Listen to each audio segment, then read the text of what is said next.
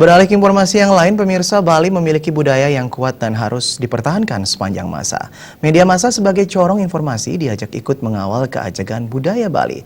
Demikian pesan yang disampaikan Danrem 163, Wirasatya Kolonel Infanteri Nyoman Cantiasa saat melakukan simakrama dengan insan media di Bali pagi tadi di Denpasar. 163 Wirasatya dan staf Korem. Di hadapan puluhan pimpinan dan insan media di Bali, Danrem 163 Wirasatya Kolonel Infanteri Nyoman Cantiasa mengatakan budaya mencerminkan jati diri dan peradaban suatu bangsa. Bali memiliki budaya yang adiluhung seperti tertuang dalam ajaran Hindu, yakni Trihitakarana dan Tatuam Asi.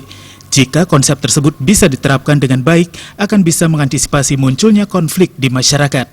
Inilah salah satu tantangan Bali ke depan, di samping masalah ketimpangan geografi dan demografi antara Bali Selatan, Utara, Barat, dan Timur, serta persoalan penyakit masyarakat seperti narkoba. Danrem mengatakan TNI dan media massa di Bali selama ini telah menjalin hubungan sinergi yang baik. Diharapkan melalui simakrama ini, hubungan tersebut tetap terjaga dalam upaya menjaga keamanan Bali ke depan. Silaturahmi, kemudian bahwa kita ini satu rasa. Kita punya visi dan misi yang sama dalam rangka untuk membangun bangsa ini. Yang kedua adalah dalam rangka untuk bertatap muka. Selama ini mungkin hanya ketemu di lapangan, dan sekarang kita bisa langsung dalam rangka kegiatan silaturahim ini kita bisa bertatap muka.